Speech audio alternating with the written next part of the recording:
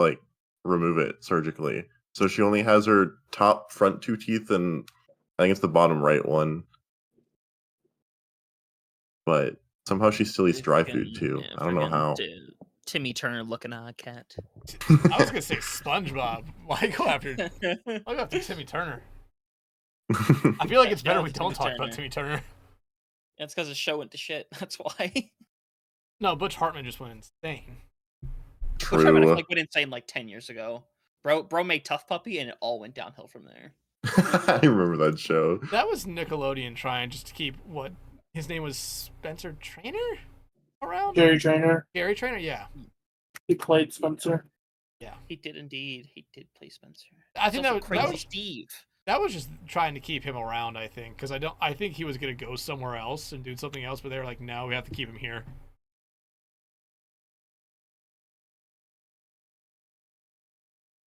Yep. And welcome everyone to this week's episode For the Love of Prod.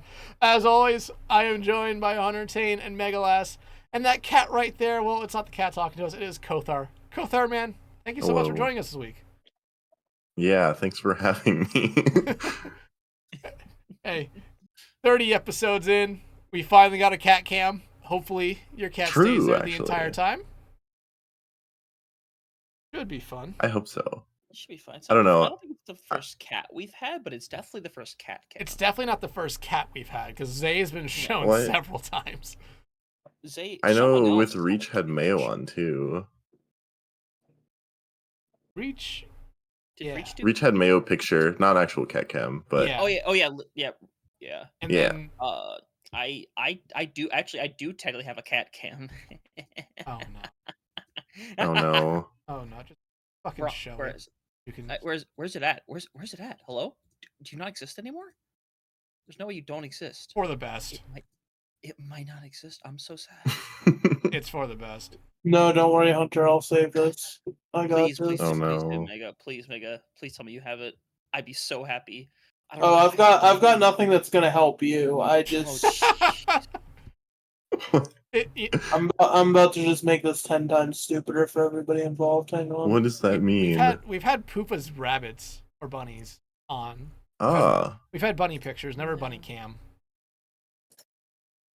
Oh. There's bunny. Oh, okay. Wait, there's one. Is it actually attaching to your head? They can, yeah. I think it is. Oh, wait, I meant to flip it. Oh well. Oh. It's fine. Y'all, it took us 30 episodes, but I guess we're encroaching on furry territory here. Okay, listen, it's inevitability with every podcast, you know. What is it? It's gonna happen eventually. Is it? Throw this one away. There you go. You got it. You're balanced now.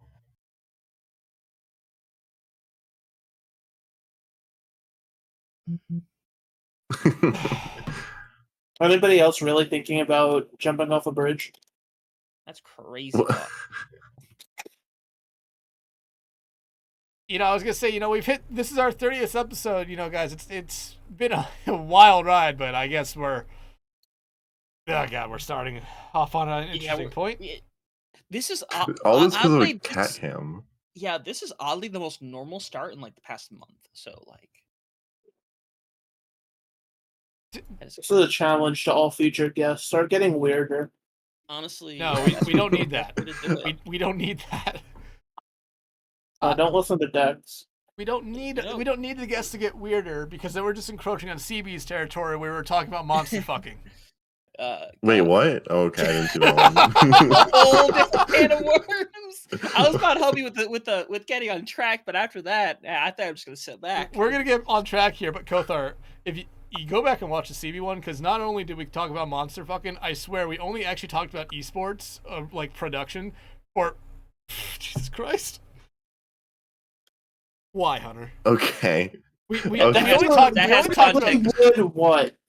We talked about esports production for maybe 20-25 minutes. The rest was just talking about just women, muscular women, monster fucking, and whatever the fuck monster prom is. I don't know, my It's a cat's great getting game, up. is what it is. That's a long episode too. That's an hour and 50 minutes. That was our longest episode up until we had That's crazy. Jesse Twin Salty on, where we purposely had it go longer by 2 or 3 seconds. Oh, okay. Yeah, but I think to get back on track, like Hunter was gonna get us started with here. Coathar, before we get into the normal 2 questions we normally ask everyone, I want you to give an opportunity to kind of give a quick intro of yourself. Like, talk about the roles you normally do, the leagues you normally do it in, and the games you kind of normally focus in. Okay, yeah. So I'm an Overwatch observer mainly. I have observed, I think, 2 other games, which was Apex once and Rivals once. Otherwise, yeah, I just do Overwatch with BPL. Which, that also entails other leagues that aren't just Bad Pachimari League. So we've done J3's thing and the very last tournament. There's been other ones too. So yeah, that's mainly where I am. Was there another part to that question? I don't remember. What was the third thing? No, you basically covered all 3. It was Cool. What games would people recognize you from, what roles you normally do, and what leagues. Okay, yeah. All right, but I mean, it sounds like you've at least listened to some of the episodes in the past, so you probably know where we're going with this next part. It's a 2-part question. Oh, the cat's moving. Oh no, it's over. It's over. Well, it's over. Everyone, thanks you for watching this episode of For the Love of Prod. Make sure to tune in next week. Yep. Hopefully, if she lays down somewhere, I'll follow her, but don't worry about it. Oh God, Jesus! She jumped off the cat tree and rocked the entire thing. It sounded like she tackled the mic. She's been really clingy because I just came back from vacation, so I was gone for like 2 weeks, so she's been way too clingy. At least we got a nice view of the outside. Anyway. Those people playing probably badminton. Tennis or something, badminton, who knows. It's up for the fans to decide. True. Comment down below. Also, make sure to like and subscribe. Hey! I did it for you. Hey. I normally fucked it up at the end. I'll still fuck it up at the end, but at least we got it out early on. But I mean, you've listened to some episodes of the podcast, so you know where we're kind of going with this one here. We always ask our guests, the same 2 questions every week. What got you into doing esports and doing esports prod in general, and what keeps you coming back? Let's start off with the first half of that. What got you into esports, and more specifically, what got you into esports prod, Coathar? Yeah, so I think it was, oh gosh, I don't even know how long ago it was. It was like 4 years ago, I think. Lunik here, who also does BPL, and I hosted a couple community tournaments. So the first one was to raise money for the ABK Union Strike Fund. So there I was just tournament admin on that, and saw the production side and was like, oh hey, that's cool. Like listening into observer comms and everything was fun. And then for the next time around, we did one to raise money for Ukraine support relief stuff. So then that time around, I actually was observing. And then I guess from there, Hippie was doing Peachies at the time. So I was observing for the Peachies tournament for a while. And then also did, I think, GG leagues at some point. And then took a hiatus for a while and came back to the one contender. What is it? The contenders thing with Timeless and Poofa organized all that. And then from there, I joined BPL. And I guess that's where I more was established as a home for observing. You talk about that the Ukraine thing, right? Yeah. Yeah. I remember I was with Peachies and Hippie asked me to actually work that thing, and that was the first the one thing I remember that specific charity event for is that was the first place that I actually casted with and met Sam Talks, who I mean, again, someone I think we all hope to kind of have on in the future, but that was just a very, very fun production as well. And I always like it when someone brings up the Peachies. That's not me, because that was the Peachies was my first introduction to casting outside of my college at the time, and I didn't know how I didn't know what the stake of it was, but I was just having a lot of fun with it. Yeah, I feel like Peachies is always like deep lore because like the people who were there like remember it, and it's like everyone else is probably like, "What is that? What does that mean?" That was a ton of fun. I played in that actually.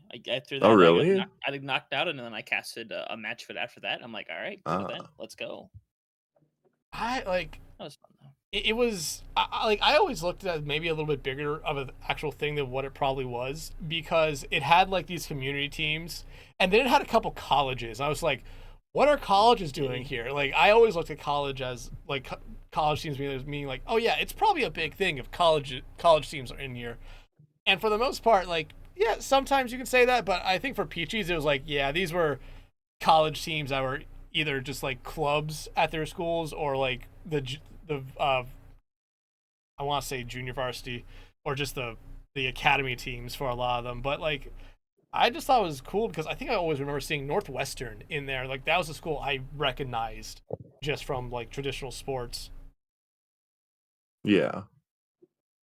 Yeah, honestly, it's been a while. I don't remember all the. I remember I met Unfeatured there too because Unfeatured was doing observing there. So, and it's weird seeing people like that and then coming back to observing later and then still see like Hippie and Unfeatured everywhere. It's like, oh yeah, I remember you guys.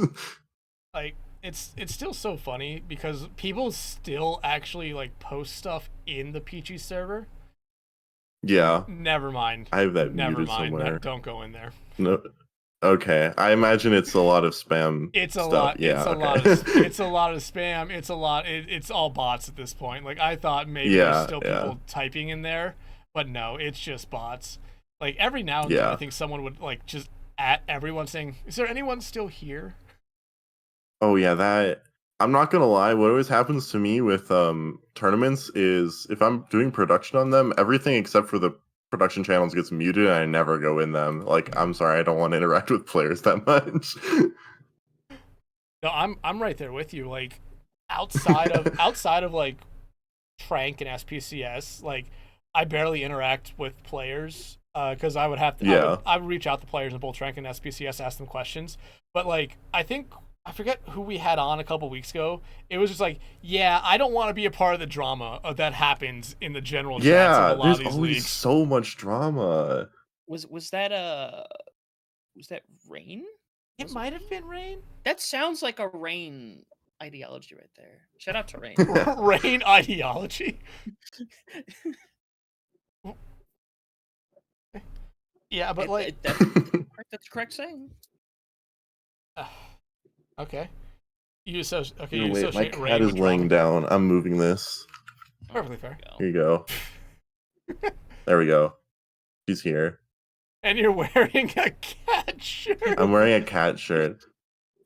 I got it at Walmart because I needed to change of clothes one day, and it just says "I do what I want" on it, and the cat's knocking a mug off the table. But I think it's great. That is one cozy cat. Yeah. How old is your cat? What? How old's the cat? She's I want to say I got her in 2022. I think she's 3 or 4, somewhere around there. Ah. So she's really young still. She looks like she wants to go after the camera. Yeah, the cat was like Yeah. moving the camera for a second. Where are you going? No, No. Oh she my knows the gosh. camera's there. Cats are not meant to be on camera when they're awake. Hell, my cat doesn't care. She's laying down on my desk right now. She's trying to eat the cord. No, she's like rubbing against my hand and it's opening her mouth. It's like it's the corner of her mouth or whatever. Yeah. But can you just lay back down? Anyways. but getting back to it, like we touched on it a little bit with other guests. Like the drama that comes from like the community leagues is some of the dumbest stuff. It's like, yeah, I just don't want to. Yeah, I just don't want to associate with it. I just want to associate with the gameplay itself. Yeah, that's what I find too. Like, I don't know. And then sometimes as observer, you end up lobby adminning, and then you have to deal with the drama because people are like, "No, we don't actually want them to sub," and then now we have to wait for 30 minutes to try to figure out a resolution to who should sub. So it's just, It's silly drama. Just play the game, please. I want to watch you play the game. Just let the sub go, man. You don't need to sit here and argue rules. Yeah. But moving on from that, but like, so we know what got you in. What kind of keeps you coming back? And a lot of the time, you know, it's the community or just the people you work with. But what kind of keeps you coming back to doing esports and esports prod? I would say it's definitely like production side people I want to keep observing with or working with.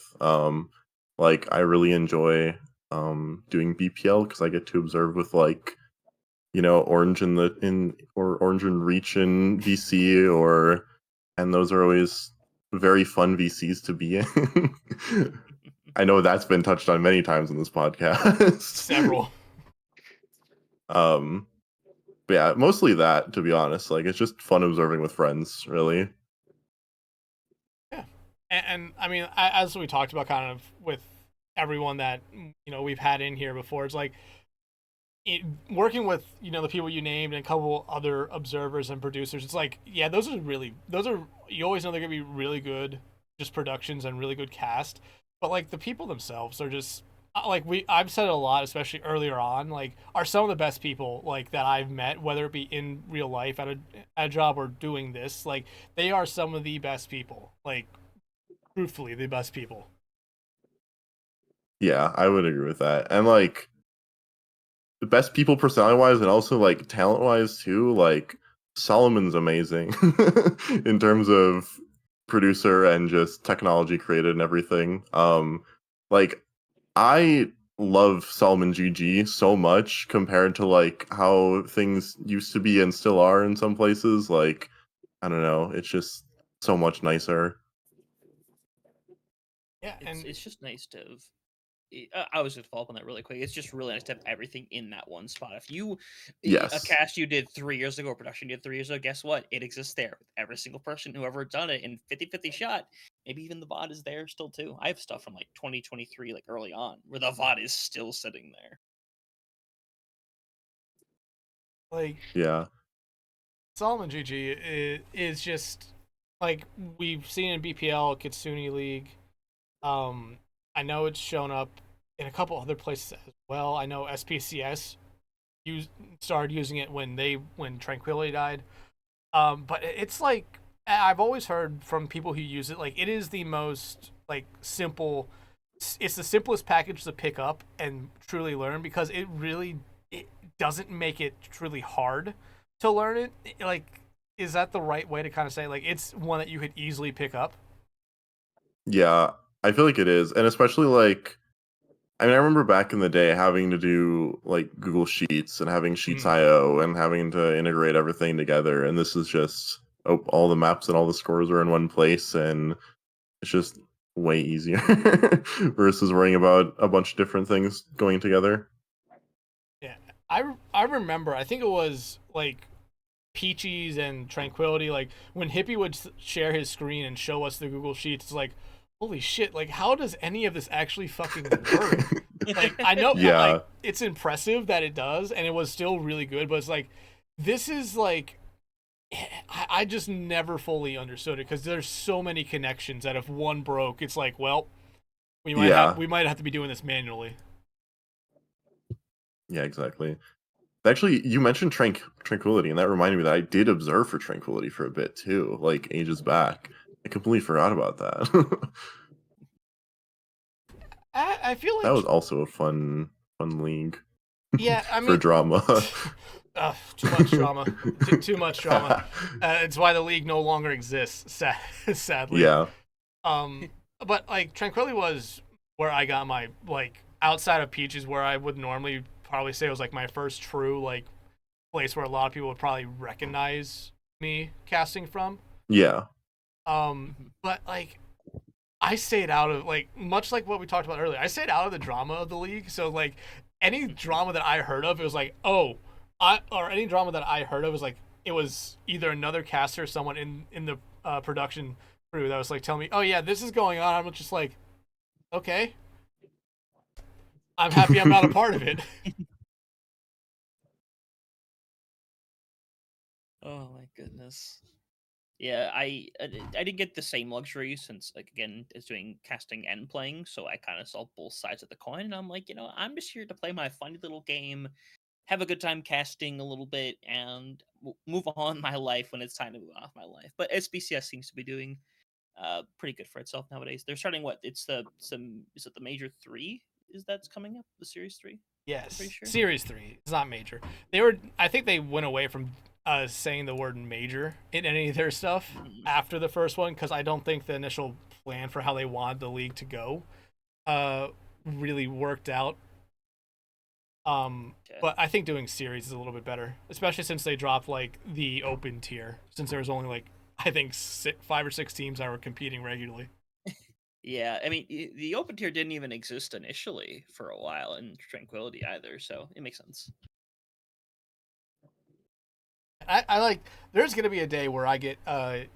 Yeti on here, and it's gonna be a fun one, just hearing all the stories of Tranquility. But the entire episode is just gonna be like, oh yeah, here's the drama of this league. Like, here's every little piece of drama that's funny or dumb that made no sense. Oh my god, the cat's looking so angrily into the camera. She always looks pissed as well. That's the other thing. Holy crap! Like, oh, there it is. What if this just becomes a drama farming podcast for all the community leagues, and we like tap out with like paying a vast $10,000 to come give all of the Overwatch League secrets? Where's that money coming from? We have no sponsors. We're No. making $0. I don't have that money, Mega. No, like, It's fine. I'll sell myself as a cat girl on OnlyFans. We got this. Okay. Easy. No, Anyway, no, but like you're talking Anyway. about us being like the podcast being a drama thing, when we've at least talked about it twice on the podcast before with other people. When we get Echo to come back on, it's just gonna be a fucking Calling All Heroes Rising iceberg. She's itching. She's itching and like waiting. Hey, guess what? We're at 30. I said let's hit 30, and then we'll start considering bringing people back. Not person though. Fuck that guy. Same with Spectrum. Fuck that guy. Damn. If you are not from the United States, you do not exist. Damn. I don't know about all that. I just hate Spectrum. So That's fair enough. so Hannah Sophie doesn't exist? Maybe not. Honestly, have you seen Hana Sophie in person? No. I rest my case. But what if I got like Geo on? Okay, but when's the last time you see Geo in person? Geo is just like Wait, did we those not things do called, a Geo episode? No, we haven't We done a haven't. Geo episode. Spectron has yelled at me about that, actually. How have we not done a Geo episode? Like, no offense, I know we're time like zones. derailing. Should be talking about Coathar here, but like, that's criminal. I will record at 2 in the afternoon. I don't care. It's a time zone. It's a time zone thing, and it's also just like scheduling a little bit on our side, because it's like, when are we all available?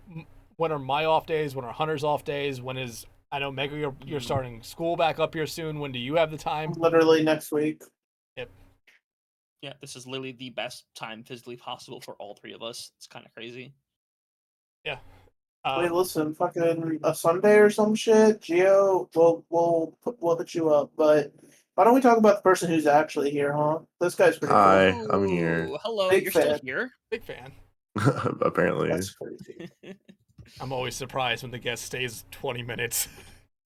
It's like, maybe I should go. But let's get back on track here. Coathar, like, so, like, it's always fun to kind of hear, especially when we have observers on, like how they kind of learn to do it, because a lot of people, learned on keyboard, a lot of people learned on controllers, but like when you got into doing like the production side of it, I don't necessarily I think the long story short I'm trying to get here is, when you first started doing this kind of stuff, was it like necessarily the thing that you were joining up to do? I think so, yeah. A lot of it was like I enjoy I don't know how to describe it. Multi-obs is like really fun with like catching clutch moments and being like and having the comms. Like I love talking and being like, oh my gosh, get me now. I have something awesome. Please look at me. But yeah, it was definitely I knew what I was signing up for. Definitely starting off, I know with Peachies it was less observers as well, so that was a lot of solo obs. And it was nice as well because when I was doing it, Hippie would also be like half backseating me or telling me what to do and what not to do. So, yeah, it was good. Like, it's always interesting, like to just especially when we've had some observers on in the past and some other people who I know start off as like casters or players themselves, and they just eventually transitioned over into the production side of it, not because it was necessarily like they were wanting to do it, but they just, or let me rephrase that, they just want to do maybe a little bit more in whatever league it was, so they just picked up some production stuff and then just stuck with it. I think one that I'll always go back to is user intel. Like, he went from being a caster to doing the social media content clips, and like Mhm. it worked out great. I mean, we have two examples here with Hunter and Mega, who are both players who went over into casting, and it was something where, especially in Tranquility, and I know CGL as well, there was always a little bit of a joke where it's like the caster to observer pipeline is a very real thing. Yeah, I would say that was another thing is back in the day when people, because I mean, I know for old tournaments it was like you were casting and producing and observing all in one. So it's like I don't know, that just sounds way too stressful. But I imagine that also kind of feeds into it partially of like I'm already doing this and I already know like what to look for as a caster and how to observe, so it kind of makes sense to be able to switch between that direction. Mm.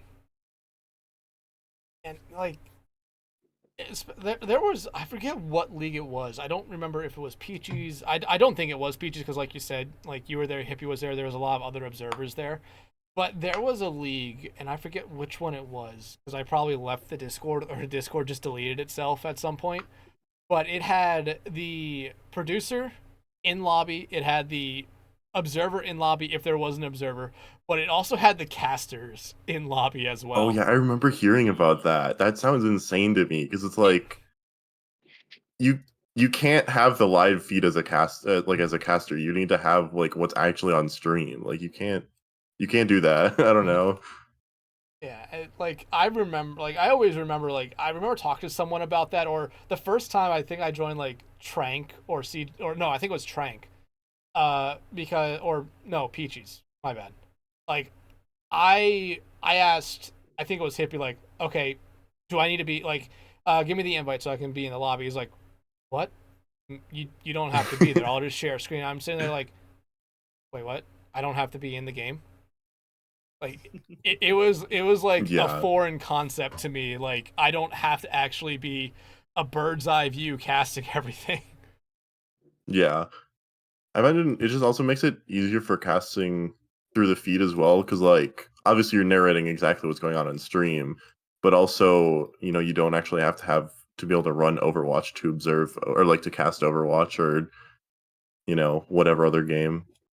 Because there's beefy games, and it'd be really annoying if like Rivals you had to be in the lobby to cast, and then the game just crashes all the time. So It, actually, let's touch on that for a moment, because like you said, you have done a couple other games like Apex and Rivals. Rivals being very similar to Overwatch, uh, yeah, but like let's talk about Apex before we get into Rivals, because I want to necessarily know, like, what is it like kind of observing a BR, because sometimes there'll be teams that never interact with another team until the final two, and yeah.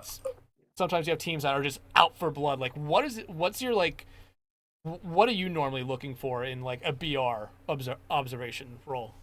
I'm gonna preface this by saying I observed Apex once, and it was for like Trank. Oh God, I remember I don't that. remember. Trank had like some It was a one-off it was a Apex thing or charity week. whatever. It was a charity week event. Yeah, I think it might have been that. And they're like, "Do we have any observers for Apex?" I'm like, "If you want me to be in the lobby and like, sure, I can fly around and try to figure it out." Um, I played Apex beforehand, so like I know kind of what to look for, I guess.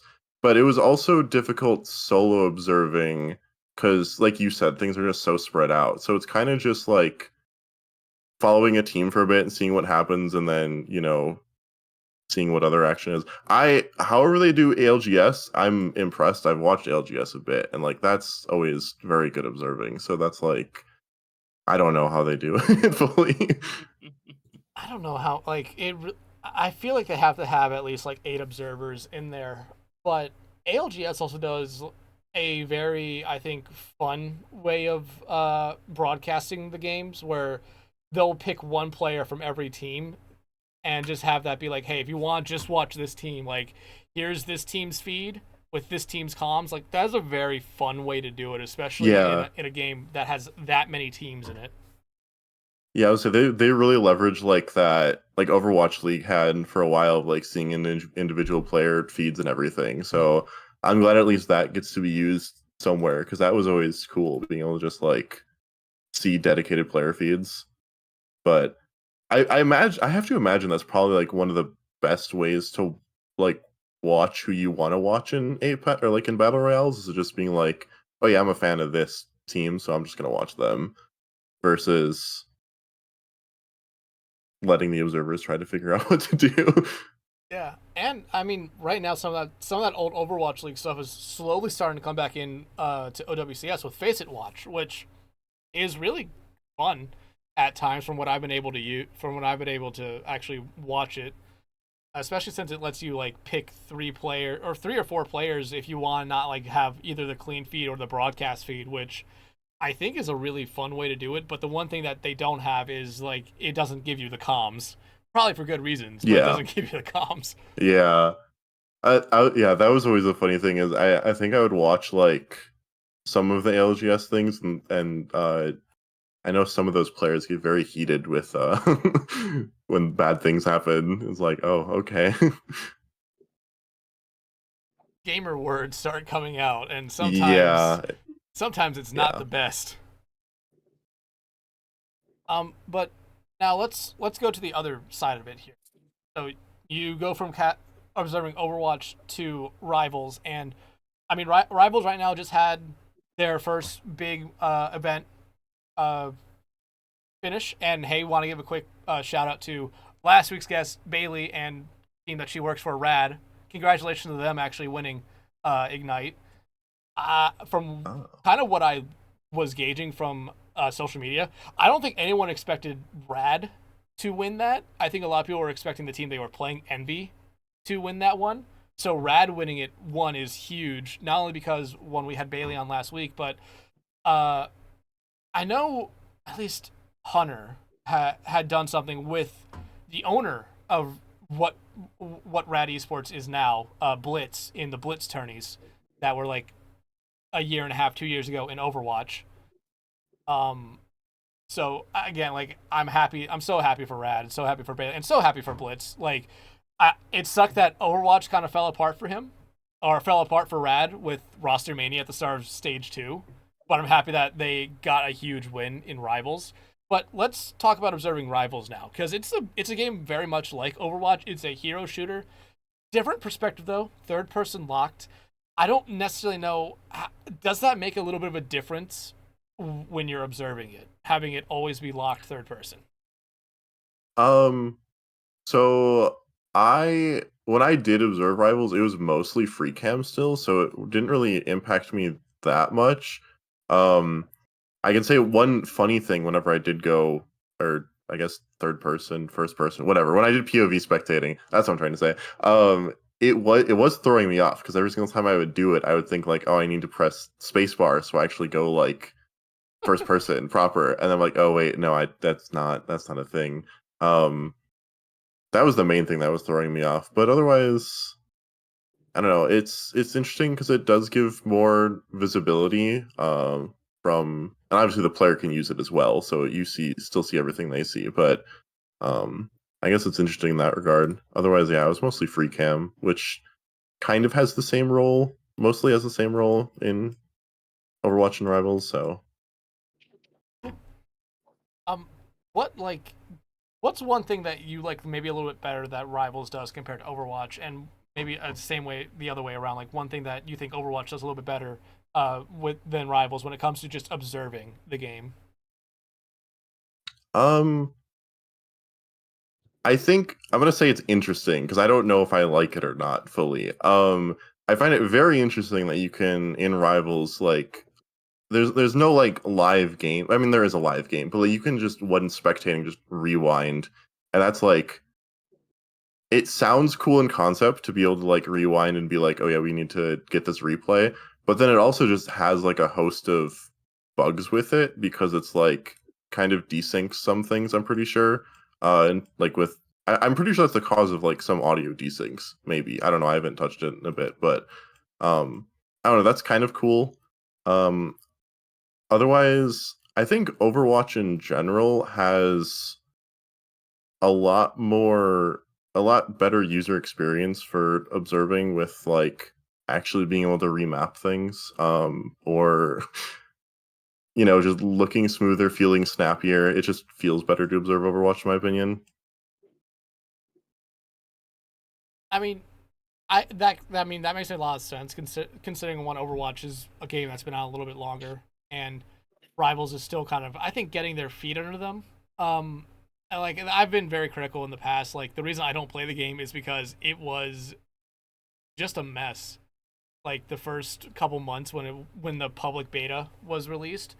Granted, it's probably gone a lot better since then, but I've started to observe some Overwatch games, but it's only from bird's eye view when I'm doing stuff with Hunter on Face Games.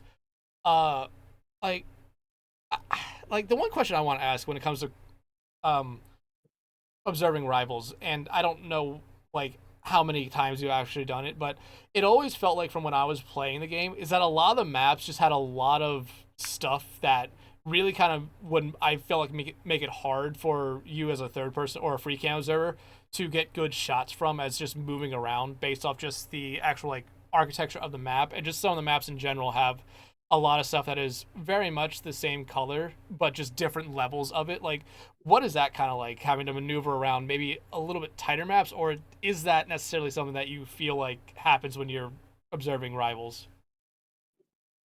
No, I would definitely say the maps and Rivals feel like way tighter and way more difficult to figure out how to navigate without just turning into a wall and being like, well, I guess that's a wall now for 5 seconds or whatever. The other thing is like the destructible terrain in Rivals is really annoying to observe around because you're like, I have this perfect shot, and then oh no, there's a wall forming in my face. Now my shot's just ruined completely. That happened to me a couple of times when I was observing it. It was just like very unfortunate timing. I forgot that game had destructible terrain. I really Yeah, did. it doesn't. To me, it doesn't feel like it adds much to the game. I don't know. Like it feels like it's just like yeah, you can break stuff and then it reforms and it's like, well, I feel like that wall just shouldn't be there in the first place then. I don't know. Oh wait, it reforms? Yeah, yeah. The destructible terrain like will regenerate after a bit. Oh, I would hate that. I would like Yeah. I would hate that Yeah. because like you said, like you could have a shot like be where a wall was, and 30 seconds later, like, oh wait, why does it feel like I moved up 5 feet? Oh, the wall's back. Fuck. Yeah. Yeah. And if you're like in the wall, like it'll highlight the area that it's going to occupy or whatever. So if you're in it, it just like flashbangs you completely. So it's a bit silly. Just flashbang by a wall. Crazy. Um, but I mean, Overwatch doesn't have any of that. Which I mean, I feel like it'd be cool if Overwatch should have some destructible stuff. But at the same time, I feel like it would be something where it would be like an option to automatically have the stuff be destructible so that it wouldn't, or already have the stuff be like blown up so it wouldn't mess with anything. Yeah, Um, I already get annoyed at like railings not being destroyed before Mhm. the game starts because railings in Overwatch are already like too much for me. the railings, the street signs are Public enemy Yes. number 1 until the round actually Yes. starts in every map. Exactly. And some people don't break them. And I'm like, what are you doing? Break them. And then some people try to game the system and they're like, no, you need to break the ones behind you, but not in front of you. Because the ones in front of you actually like cover for one shot, but the ones behind you will stop you from retreating. So that's how you should do it. I'm like, no, they're all dying. I need them dead. I don't care if one shot is going to be the difference here. You're still going to die. Just break it.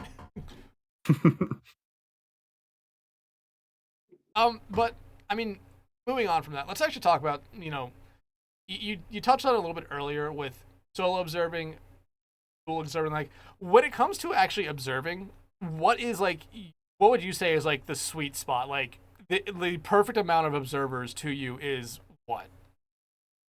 I would say probably 2 to 3. I think having two is definitely doable with like one on POV and one on free cam. I think 3 is good because then you can have at least one on each POV and then a free cam. When you get to 4, then it's like you end up having a free cam that's just on the point, which is useful still. But also is kind of boring when you're poing and just sitting on point the entire time. But and then more than that is just terrible. Don't ever have more than 4 observers. My producer begs of us to stop giving us more observers. Shout out to the BPL and CGL broadcast that will at some point have 7 or 8 observers in the lobby for no reason whatsoever. Yep, exactly. I will say solo observing is an interesting experience because I guess you get to like tell the entire story kind of, like you're in control of what you're looking at and when you're going free cam or when you're going POV. So it's definitely a different experience in my opinion. I kind of still do enjoy it when it happens, but it is still nice not being able to be clear and fly through a wall at times, or being like, oh no, something terrible has gone wrong. Please get off of me now. Hunter, fucking chroma key yourself to be clear for a moment, just so you can be clear. So I can be clear? Okay. Chroma. It's not gonna have the intention you think it will, but I'll try to. Chroma key, what does just base chroma key do? Yeah, that fucks up the poster, huh? Yeah. I love it how it only messes up the poster. It only messes up the poster. It's still on custom color. Okay, maybe I should have stayed at the custom. While he color. figures this out. Oh, there it goes. There you go. We're clear. Perfect. Is that a new shot of? That's not Hanamo. No, this is my thing when I do Marvel Rivals actually. Oh. Ah. I was gonna say I don't recognize that map. It's been in the game since the beta. I haven't played the game in like 4 months, 5 months. No, you haven't. Oh, No, there go go your lips. We're not going to that one. That one's always got me.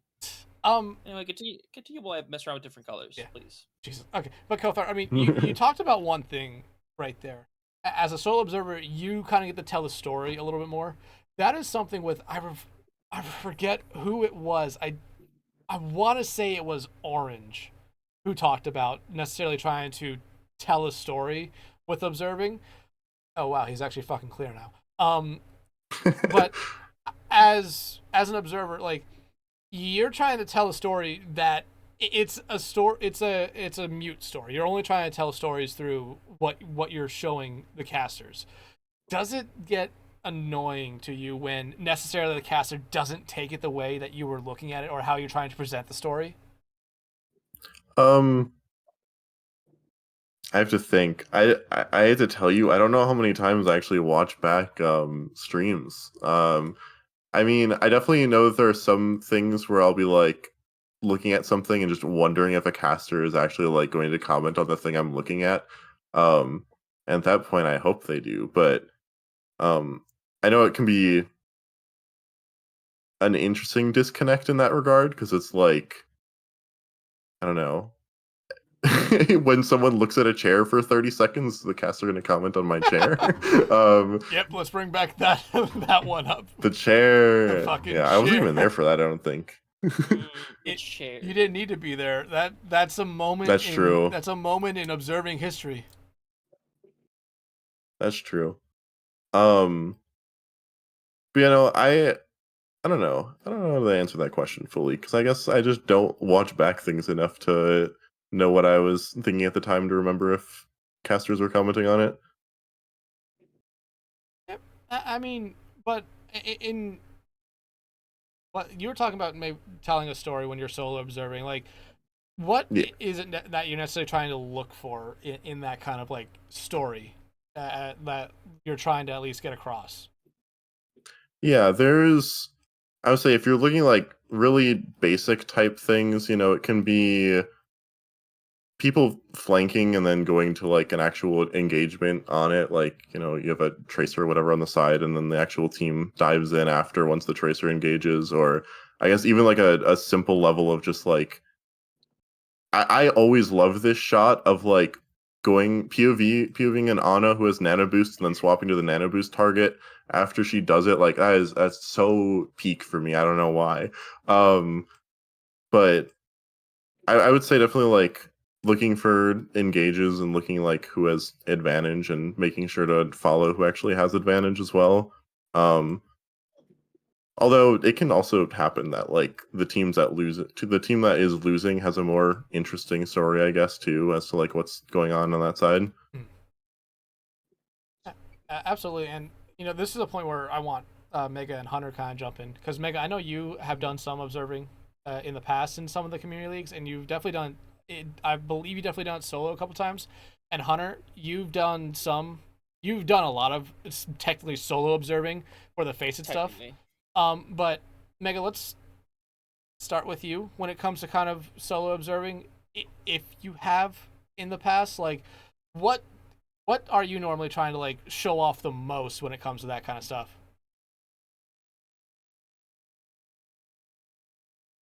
Shit, did I catch her on the one And moment that she got up? she is stunned right now. God. That's such a good question. She is stunned.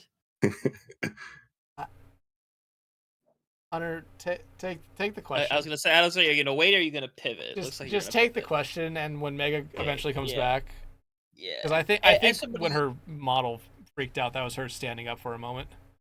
I think so too. Yeah. But as someone who has, as you said, done a bunch of the Faces stuff the past, I was gonna say few months. I mean, technically, a few months is Yeah. a correct usage. And then a couple of Marvel Rival stints as well. For me, I, for the most part, I want to make sure I show off somebody at least once per map. But when I'm kind of going to a process, okay, who do I think is going to do the most in this fight? It normally comes down to like ultimates. Like, if I know there is a Genji and an Ana who both have ult, I know I'm starting on that Ana, and when that Dragon Blade starts up, you swap to the Genji because okay, we know Nano Blade's going to happen, so you pick up on that and you go with that and you pray that it's either really good or really bad. That's a spectrum. You want it to be the greatest you've ever seen, or you want to see them get stomped 5v1 the moment they try to ult. That's what you hope for in those situations. So I just look for typically what I believe is going to be the quote unquote flashiest thing. But I want to make sure everybody has a moment on the cam so that I'm not like, huh, I'm in map 3 and it's like, hey, haven't shown the flex sport the entire game. Yeah, and I mean, like we've talked about before, how when me and Hunter do the Face It stuff, it's like he's solo. He's basically solo observing the games for his stream. I'm also I'm also observing the same lobby, but I'm bird's eye perspective on the entire thing. Yeah. And it's been brought up where I know Hunter kind of doesn't necessarily like that I do that sometimes because I'll just start talking about something. I'll talk about something that happened away from the fight, and I know at that moment right there he's trying to desperately or quickly swap to the player I'm talking about, because it's just different areas of the thing. But Mega, now going over to you here, you've done some observing in the past. I want to imagine you've done some solo observing, and as we've been talking with Coathar here about trying to tell the story about or trying to convey a story through your observing. When you are doing these solo observations or observing, like what are you normally trying to show off the most?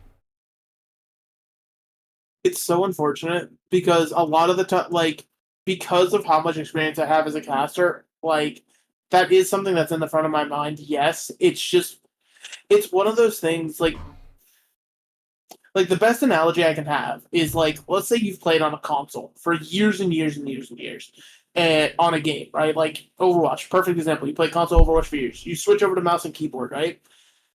And you get frustrated incredibly, and anybody who switches knows this experience of like you want to do things, you know the tech that you want to do, but because you don't have the experience with the tools in front of you, you can't do what you want to do, right? And that's how I feel observing. Like because I don't have the hours into observing like I do casting, like those narrative and story moments of being able to follow the action and actually, weave something for a casters to work with, it kind of falls apart on me, simply because I'm just not experienced enough at observing. So my observing generally tends to just be like looking for fight to fight, looking for what's going to be the big impact. But like again, it's super massive when an observer does that because not all observers do. Some observers do exactly what I just said I do, which is where I will just fight to fight whatever looks like it's going to be interesting, right? But if you can actually build a narrative around a player, a team, a concept, whatever plan that these teams are clearly executing on, that's how you can not only up your observing game, but then give your casters some amazing footage to work with. That always looks amazing because they'll be able to gas it up perfectly. Yeah, I would agree with all that. I mean, I've always like I've tried jumping into the observing thing maybe once or twice, but that was back when I was living in Tennessee and I didn't necessarily have the best internet, so it was just a thing where I kind of like did it one time, kind of was told like, hey, yeah, we never went to your feed because it was so choppy. I was like, damn. Well, there goes that idea. I could probably honestly do it now, because I have actually like decent internet where I live. But it's just a thing where I honestly I probably should. There are times where I'm not casting that I could easily just say like, hey, let me jump in, let me download the package and just get going with observing if there's anything that ever needs any help with. But moving on to another thing here. I mean, Coathar, you kind of talked about when you were talking about what kind of keeps you coming back. It's the people, but who would you necessarily say are like some of your favorite people to really work with, whether that be from a producer role or a observer role? Like, who would you say are some of your favorite people to work with? I know I mentioned them before. I definitely like Orange Reach. Solomon is a great producer. I know I mentioned him. Trying to think of who else.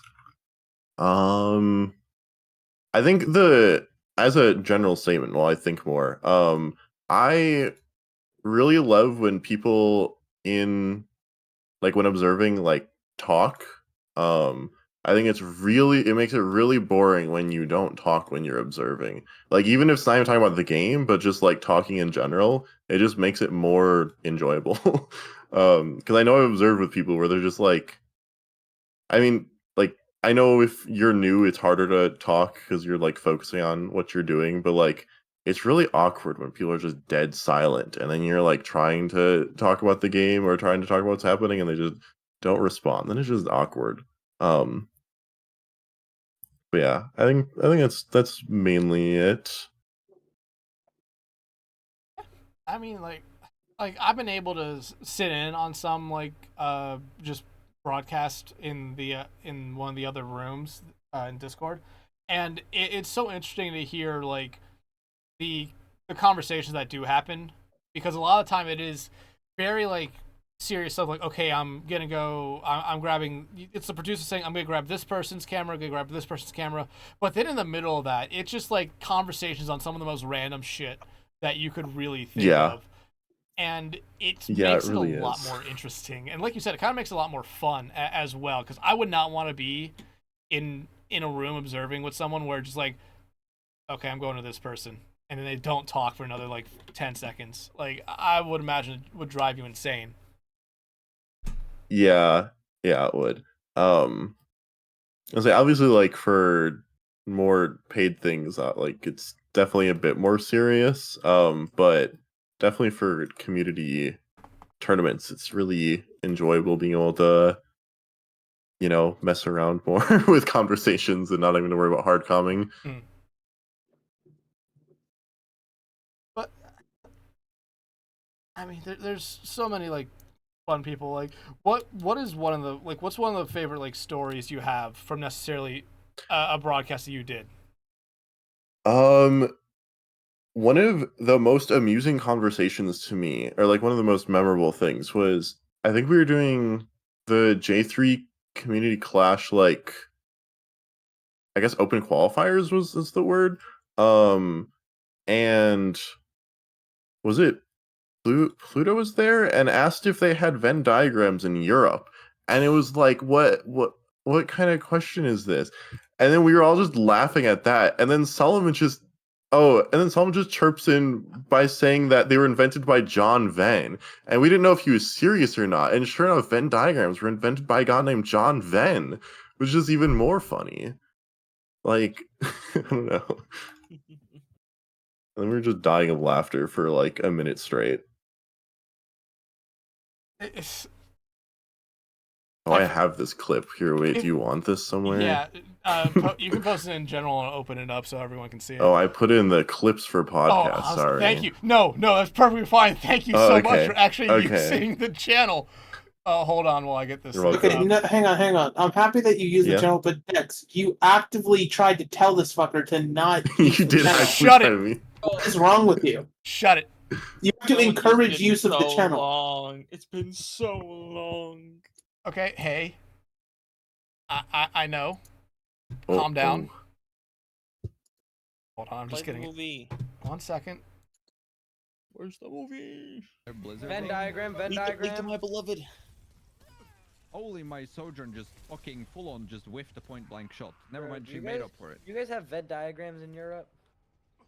Bro, what are you saying?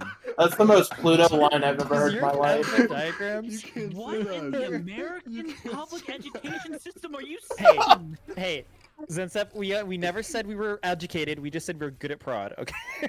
John Venn is from England. John Venn himself. John Venn. Actually, John Venn.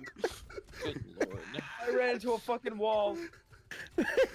Who invented the Venn What, in your diagram? education or in Overwatch? In Overwatch. Bro, his name is actually John Venn. That's crazy. Stop looking up John Venn and observe, you muppet. I am observing. I'm on my tank again. Oh my god. I noticed. But yeah, that's one of my favorite clips. I love so much. That's like average. Like, listen, everybody thinks there's great, insightful thing. Like, there's so many times we can reiterate it on this podcast. Everybody thinks observers and producers are like these smart intellectual. Yes, we're going to make sure we get everything from this fight. That is it, 85% of the time. Yeah. Especially in these community leagues. Like, I promise you, the tomfoolery that is afoot in these VCs, it's great. I love it so much. I don't know if I have any other good clips. I probably do somewhere, but I can't think of them off the top of my head. I just imagine, like, I forget what it is, but it's the one GIF, or no, one, like, short video of, like, the three dudes singing, I think it's like a Maroon 5 song in the car, and there's just the one dude who's sitting in the passenger seat, like, absolutely just, like, confused on what the fuck is going on. Like... That might be also like the best description of what observing is for someone. Like, you have three people who've been doing it for a while, and then one brand new person. It's like, why are they singing while in the middle of a very serious team fight? Like, I've always, like, it's something I said a lot before we started the podcast, but I so badly want the producer or the observer's call just recorded during the game. Like, I know, I know Echo does it. I know that BPL at one point did like a behind the scenes thing where they would take clips from it. But I need that to be a regular thing with some production, especially with some people. I generally record like when I'm observing, so I have comms. It's just like I'd never have the motivation to go through and actually edit everything together, to be honest. But there are times where I'm like, oh yeah, I should actually edit that. Here, let's kind of piggyback on this. What's the wildest conversation you've had during a broadcast? I don't know if I have anything good off the top of my head, to be honest with you, for that. I know there have been. No, I don't know if I have anything good for that. I'm not gonna lie. Damn. Damn. You don't have to give us a good one. You can just say anything that you vaguely remember. True. There's definitely times where things out of context might sound really, really bad. I'll tell you that much. Like when you're observing like contenders, for example, we were on OPR, so like we had contenders colors. At that point, you just call the team names by their colors. You just say like, you know, green meteor strike or white rally. I'm like, maybe we shouldn't say white rally. I feel like that's it's a bad call out of context. I don't know. I feel like that's one of the things where I'm like, oh yeah, I guess that's probably not good to say. But there have definitely been very off-topic conversations that I don't know, in general. Definitely off-topic conversations. There's definitely probably some off-topic stuff that's being put into the images for podcast channel right now.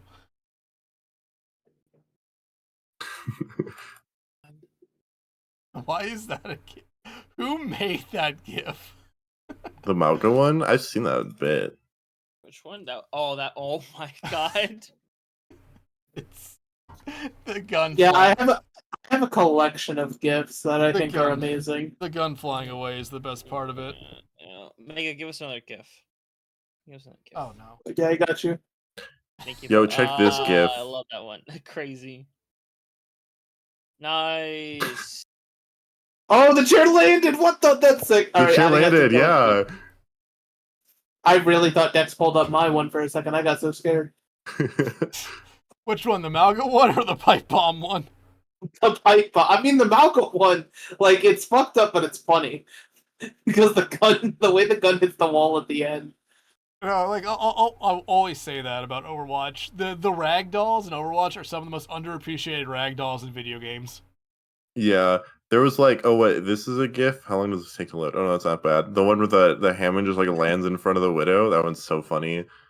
Wait, this reminds me. Keep talking. I forgot to clip something. I'm gonna share it with you, Dex. It's very. Let me see. I saw another one of a Hammond just like sliding somewhere. I need to see if I can find it. This is from our game. Oh, is this? Wait, hold on. Where's this server? Oh, here. This is. I like this one too. Where he just like slides down. I have that as a GIF. Here, I got you. Yeah. Oh, you have it as a proper GIF. Okay. Oh, you have it as a GIF. I don't know what the Then original I'll video actually is. open it as a GIF. Open it as a GIF. Yeah. It's so good. I love these so much. He just slides. He just looks so pissed off. Jesus. Nah, but like any hero that has like a movement ability, like the funniest one is Winston. Just anytime he dies in the first like 5 frames of him jumping up in the air, he's just going to Yeah, and then just flies away. For some reason, like Roadhog's ragdoll like flies really far too. I don't know why that happens. Oh yeah, if you're like hooked or something, just randomly you can fly that with too. Roadhog. Yeah, That hook interaction. I woke her up when my foot was falling asleep, so I had to move. Fine. Like, I will always remember. I hate that I didn't clip it, but I was casting a game where someone was playing Doomfist on Eichenwald, and they died immediately after they threw a punch, and it was them going Mach 2 into a fucking wall, and I just was I was laughing my ass off at it. I was like, I have to take this seriously. The fight's still going on, but I really want to laugh at this Doomfist just face planting. See, I feel like I wouldn't be able to cast because I would just notice all like the random ragdolls, and I'd be like, "Oh, that is so funny. I'm gonna go off topic now." Like, oh god, I would not be able to resist it. I love mentioning like just mentioning a ragdoll happening in the middle of a cat. I love doing that. That's like actually one of my favorite things. It's just like the fight's over, and it seems the Winston Ten about to spawn in a creative way, or just something stupid like that. I have definitely said the line. Winston and Genji are going now into lower orbit as they go flying off into the sky. What the fuck is being posted now? Oh, I had all those saved for a while, Yeah. and some of them died. The ones that I had saved. I mean, Some that's sad. of them died. Wait, Yeah, so- like oh wait, they just don't Hunter, work should, anymore. I Hunter, don't should know. I play this clip? Yeah, it's funny enough. Hunter, delete yours. You interrupted my chain. Nah, I'd win. How do I how the You- fuck you do wanna- I share this? You could probably just Download the screen it video. on Discord. That's a Oh possibility. yeah, share Discord. Or just don't elaborate. Just the audience at home, you'll never You get could to also know. just download it and play it for your media player as well. Yeah, okay, I'm downloading it. Give me a second here now. my This is a very fucking. I know what I'm doing with this podcast, y'all. I'm sure you do. This is a Fuck. test. How do I share? You know what? Fuck it. Never mind. I don't know how to share it anymore. Fuck it. What do you mean? With what? It's fine. You know what? I'm gonna upload it to Twitter and then I'm gonna send you the link. Huh? How do you like that? Huh? Don't. I'm doing it right now. You can't stop me. We'll be on a different topic. No, we won't. It's gonna be ready in 5. Be ready in 10 seconds. Mega, are you still going with it? Is Mega still going? Oh I my. hope so. No, I got it all out. Why is this an actual gift chain? Why wouldn't it be a gift chain? I think my favorite thing is that they clearly were made by different people because some of them Yeah, use 'cause they're all different fonts, sizes. different sizes, different fonts, but it's the same fucking cat every time. Oh gosh. Anybody else love doing visual gags for an audience that can't see them? Hey, there True. are some This is how sometimes we do show it. You just have to be watching the video version of it over on YouTube. Exactly. Yes, Spotify listeners. We Damn. have like 3. 2 of them are Henry Emmer. No, one of them is Spec. I know that. He told Yeah, me. we did figure Spec this doesn't out. listen to this shit. Don't lie. Spec. All right, the link exists. You have to. Oh my excuse god, anyone. Spec told me Jesus. when he does. What you fucking added SOAP? It was his body. What do you want me to do about it? I feel like that's It's just his mean. It's not. It's not mean at all. I gave you context. It's wonderful. Okay, let me get back to this screen. It's not even that funny, honestly. This isn't worth all the time I've invested. There's the EMP. Oh, it's loud. Yeah, I Yeah, know. I it's think loud. it's so I'm It's fixing it. loud, yeah.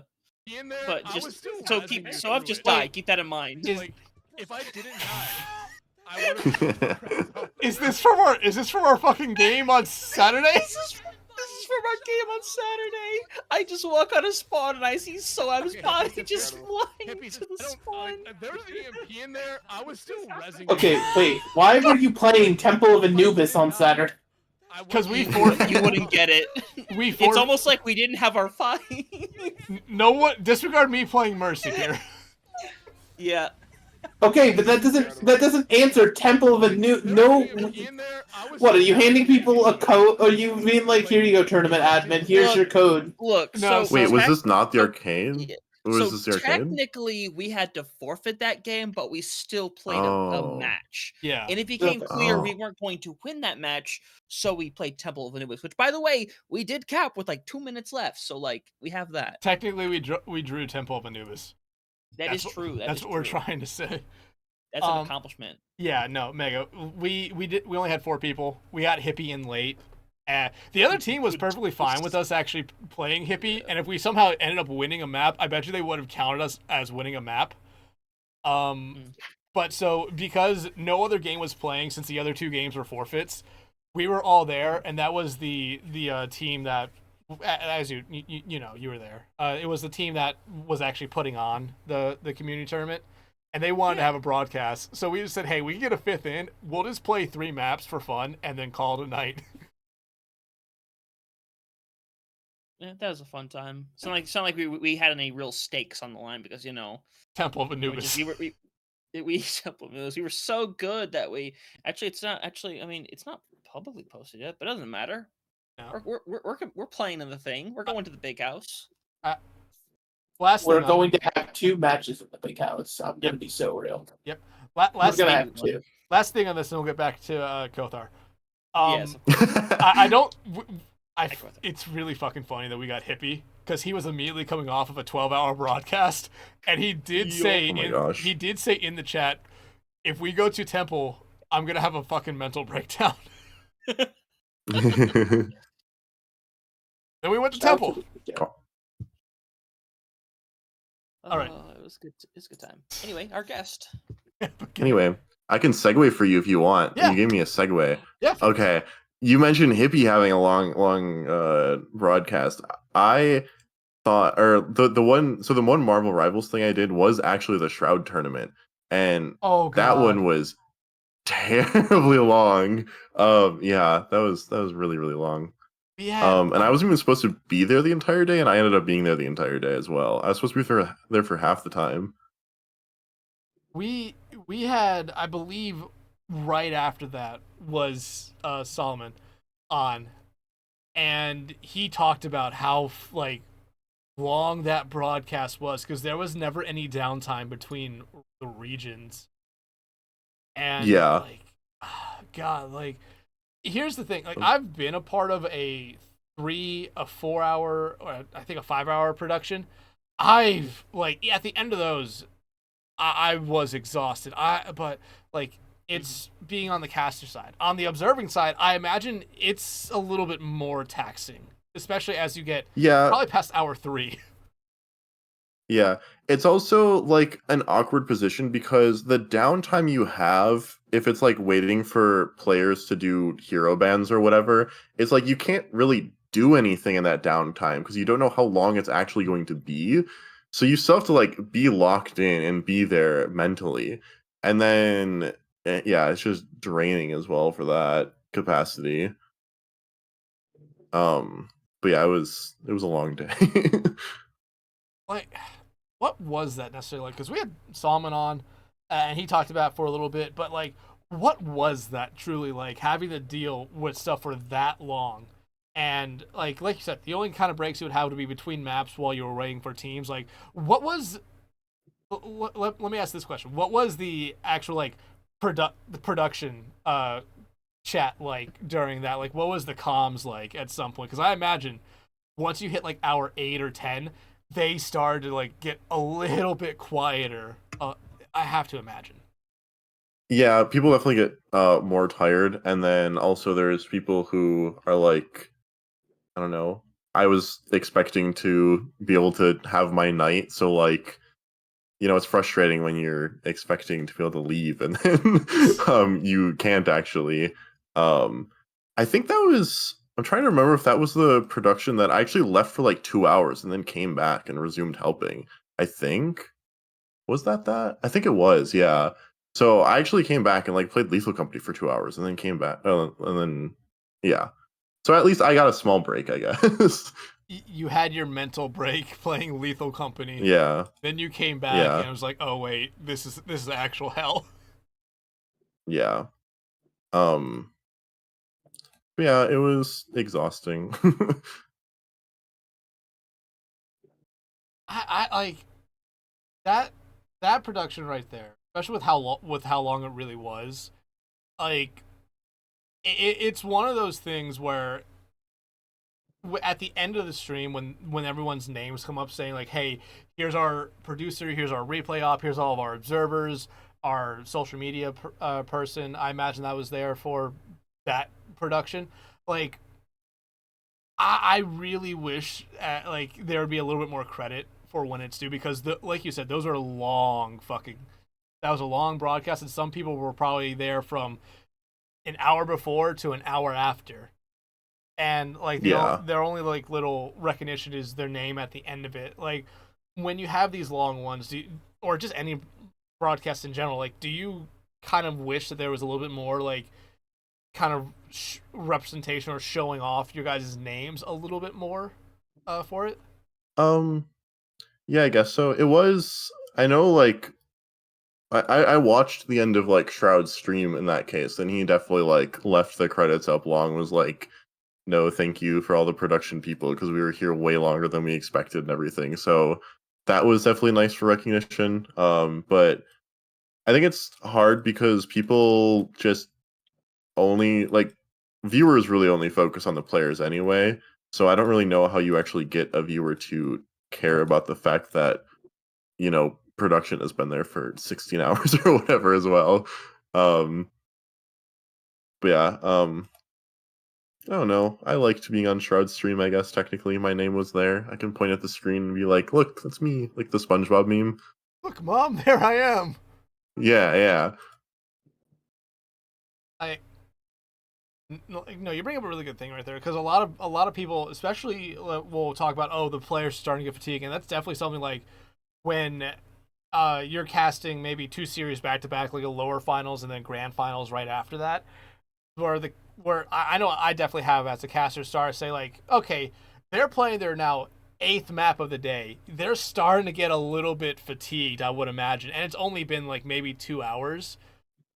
Yeah. Like you said right there, as 16-hour long production. Like, oh yeah, if we're thinking that players are starting to get fatigued in 2 hours, the broadcast is probably starting to get fatigued around that time as well. And they, other than maybe like what you had there with a little bit of a break at some point, don't really get a good opportunity to like actually step away. Yeah. Yeah, no, it's definitely. I feel like that tournament, especially, was probably like a learning experience of like, okay, maybe this type of thing should be 2 days, just so we're not, you know, cramming everything into one day. And they really thought it would only be a 1 day thing, didn't they? Like they thought it'd probably be Yeah, what, like 8 hours, 10 hours. I think originally it was 8 hours. Yeah, somewhere around there. Maybe it was 10. I don't remember. But yeah, that was literally like I think a lot of I got or I observed that because I think most other people were gone that would observe rivals. So I got added and was like, "Do you want to observe rivals?" I'm like, "Sure, I guess." And that's definitely another one of those things where like looping back is, you know, observing with friends really like makes it a much more enjoyable experience as well. Like I probably wouldn't willingly go out of my way to observe rivals if it was like with people I didn't know. So, you know, having friends there really helps. Here, let me kind of like piggyback off what you just said there. Uh, have you actually have ever had a situation where you had to observe with people like you had no ever like you never observed with them in the past before, maybe for like a game or two? Like, what is that kind of experience where you're observing with new people that you necessarily just don't know? Um, there's I did like I'm trying to think. I did open division with Monkey Bubble a long while back actually. I feel like that was definitely like some of those observers I didn't know at all, so it was definitely like, you know, I guess it's just kind of like meeting new people and trying to figure out what their personality's like and how to like I don't know, have a conversation. I don't know. It's always interesting like seeing how people actually act when observing as well, whether or not they're just quiet or actually talk. Um, you know, and things get easier as well the more you observe with people, like and become friends more so. Is the other aspect of it. Yeah, and I mean, like, I imagine me, Hunter, and Megalass can all kind of like speak from like when we're casting with someone new we've never casted with before. Like, there is the like quick learning curve that we have to like figure out really, like I said, quick. Like how do they cast? What's their kind of like handoff area? Do they actually fully understand the game? Because I know for the three of us, there's been a lot of times where it's like, hey, yeah, you're casting with someone who's brand new, and then we find out like, yeah, they're brand new to casting. They're also brand new to Overwatch itself, and Yeah. it's like, oh god, we like in those moments right there. I imagine Hunter and both Mega can like attest to. It's like we're gonna have to do a lot of heavy lifting and make sure when we hand it off to the other person, it's like we're handing it off to them with the easiest possible like way to get them, or the easiest possible handoff, so that they can guide their way through what we kind of set up. I imagine Hunter, Mega, you guys would be able to kind of back me up on that. Oh yeah, 100%. Like the 101, the most basic handoff that I normally have is you go out of your way to say the person's name, and you either ask a question or make a statement, and that usually for people that are new and old, but obviously it's more so used for newer people. That's just the really easy indication of, hey, here's a pass off, instead of like when it's you and me. Usually 95% of the time we're pretty clear cut. Okay, I know he is stopping right here and I don't need to think twice about that. But someone new, you got to make it obvious, and it makes the situation a lot easier to work with. But you make the point about having to kind of adjust as it goes along, because this is someone who doesn't have a style down quite yet if they're new. So they're obviously still developing it, figuring it out, and just you kind of have to just go with the flow and make it happen, because you can't really force much in that situation.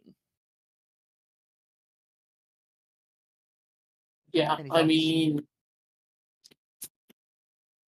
listen, I'm not trying to disrespect new people. No, don't. As long as I'm, Oh, as well, long no, as I'm, you are. You definitely as are. long as I'm given a heads up that somebody's new, I got you. That like the first like 2 to 3 times I cast with you, if your brand spanking new to Overwatch, brand spanking new to casting, I got you. 4th time, and you still like, you know, maybe don't have anything figured out in terms of how to do handoffs or making sure that you're not cutting into the other person's time, or you know, just over like, you know, maybe that 4th time around, maybe that's when I'm like, hey, listen, here's some notes. Here's what we could look at. But no, I mean, jokes aside, like everybody's got to start somewhere, right? Yeah. I promise you, none of us hopped on the mic the first time and we're like, God, skip to esports as soon as we touched it, right? We had to, you know, earn our stuff. We had to, you know, figure out what we were talking about, figure out what we wanted to talk about. You know, I think all 3 of us kind of still ride the middle ground on that. Not really leaning one way or the other. It's just whatever gets us gigs. But yeah, you know, just take it slow, learn. It's great. Yeah. I will say, oh, I was gonna say, with what you were asking about earlier, with like optimal observer count as well. That's another thing that's nice about having multiple observers, is if you do have a new person, whether it's new to observing or the game, you can just be like, no, you can kind of figure out controls and then figure out what you're doing, and we'll, you know, we have other people to take if you mess up, I guess is the thing. So it's definitely nice in that way for learning. Yeah, absolutely. And I mean, I was gonna kind of piggyback on what Mega said. Like, with, you know, when it's your first time ever doing it, like, you're not God's gift to it. Like, I've mentioned on this podcast before, it's like the first time that I casted, I had players come up after me and said, "Do you even play the fucking game?" Like, that was like, oh, sweet. I'm already getting fucking roasted for bad casting. It's better you get roasted for it at the beginning, though. It's always better. It's like, hey, you don't know what the fuck you're doing. Here's how you can figure it out. Yeah. I mean, at least if I roast myself now, I'm at least going to try to make it something funny. True. You do like roasting yourself. And me and Mega still hate that, by the way. Just want you to know. I've been better with it swear. lately. As I say, the new bit on the pod is gonna be, we can't end until Dex has to say something nice about himself. Yeah, true. That's not a good bit. That's our new bit. Honestly, Mega, that should just be your new. That should be the new bit at the end. Nah, see, I already like the new bit that I found last week. Too much. Yeah, I was good. We can have multiple bits. Yeah, I have a bit technically. Just it's a question, but it's still a bit. Life's a bit. My bit is just turning on my green screen or looking at the air fryer. Let's go, air fryer time. Yo, Yo, it's Toro. Oh no, my cat's leaving. Wait, let me. This got brought up, like the air fryer thing. I have to look this up again, because it popped up randomly last week, with someone who we keep on saying we want to get on, but I mean, bullshit. I remember that. Hey. Dear God. Somebody's got to actually shoot Horrocks in the streets, I think. Holy shit! What? Like, listen, What? listen, this That's man, on this topic. man's too funny. This man is. Horrocks made the tweet. What? Like I How is it know on that, topic? but like, but Holy what? shit. But he posted something funny. He's, He man- posted here. he's too funny to be British. Here. He's too funny to be British. let's- Nigga, they don't have let- they don't have guns over Yeah, there. let's do it. Let's do the culturally right thing. Stabbed. Yeah, Sure. exactly. True. He can get Yeah. stabbed. Let's be actually right with it. Stabbed in the streets of London. Yeah, I'm gonna hire Respect to do that. I'm gonna send in some. Don't hire Edgar. He's a lawyer. He could probably give us a True, Edgar would actually. Yeah, actually, I could just hire Edgar and just make this real easy. Give me a second, guys. Unrelated. Don't hire Edgar. You will fail the case. You will go to jail off of a parking ticket. By the way, no one. I'm just posting this image. Don't elaborate on it. Just let it happen. Sure. Okay. Anyway. Yeah. Hey. By the way, hey, how's it going? Why does it have the iFunny Yep. watermark? Because it's what popped up on Google. I just remember I saw it, and it reminded me of the air fryer meme for some reason, and so I just felt it was important to share with the class. That air fryer meme, that has like when we had this version 2 of the fucking bingo board, air fryer has to be on there. If it's not, I don't remember. So, like, does everyone else here own an air fryer? Or, like, I don't have Yeah, one actually. I own an air fryer. You don't own an air fryer? Alright, so we I actually I do not have a own. GoFundMe Clearly, in the I don't description own for an air fryer. Coathar to get an air fryer. Yeah. Make sure you donate to that. I don't True. like. I have a weird amalgamation where it's like, oh yeah, you can air fry stuff, you can boil stuff, you can cook stuff, you can fry stuff. It's like it's not an air fry. It's like a mix match thing. Interesting. Yeah, it's not good. It's serviceable at Just best. get a regular air fryer. Let's say Don't have- the don't have homie I'm fancy. staying with, the air fryer he has is magnificent. I'm definitely going to like steal the brand and get the same exact brand myself at some point because like it can do everything. It can reheat. You can broil stuff in there if you want. Like it's got all the buttons, all the little fancy doodads. The doodads. Let's go. I love air fryers. Love them. Welcome to Yeah, I this. don't know. I just never bought one. Welcome to this. It's fine. We chapter got. of the podcast just called Air We'll Fryer fix Talk. you. We're gonna fix you up right. Fix you. Oh, okay. Fixing people now. Listen, we'll fix you up right. The GoFundMe will get you. We'll Okay. get you a fancy air fryer, right? We'll make sure to Oh, okay. top of the line, premium dollar. True. Here's a $5 air fryer I got at Dollar Tree. Hey, literally, the one I used in my dorm last year, it was no joke, $25 at Walmart, and like That's it did the crazy. job. It did the job. Yeah, no, I air thought they would have fryers. been more expensive. I guess there are more expensive ones, aren't there? Yes, You there can are more. probably get It's a Ninja expensive. one for like $400. Yeah. That's what we're gonna hook you up with. Yep. We're gonna get you the Tyler Ninja blender. Yeah, that's how we do it. That's how we do it around these parts. I bought some terrible blender off of Amazon and it can't even make a smoothie and it's loud and it's annoying and I'm sad. I need a new blender too. Yeah, but we're not doing a GoFundMe for that. Just an air fryer though. Oh, okay. I keep Dang. on, Dang. Just an air fryer. every time I go to the store, I keep on walking past like the magic bullets or whatever, and they're like $35. And I'm just like, Oh, yeah. I would want to make a smoothie, but at the same time, it's like, would I actually make a smoothie? Fair. Yeah. My parents had a magic bowl. Those things, I liked those things. They were easy to use. What the fuck? Hunter? Great. Great. Oh wait, no. Air fryer. I gotta find my communication with Orange. What does that mean?